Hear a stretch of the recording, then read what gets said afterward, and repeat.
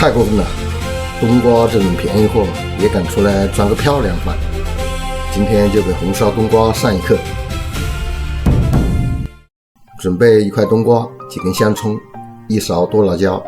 冬瓜去皮，切成2寸的大块，在冬瓜块的正面横竖各切几刀，别切到底，切一半深。大火烧油，转中火，冬瓜块正面朝下下锅，煎到一点点焦黄，翻面再煎一下。加入剁辣椒、盐、味精、酱油，翻几下，撒上葱花就可以装盘了。方方正正的冬瓜块特别适合摆个盘，红彤彤、油亮亮，火满香辣，软糯下饭。人靠衣装，菜靠摆盘，自己动手也能简单的做出漂亮饭。还懒得做，那就让他做，让他摆盘。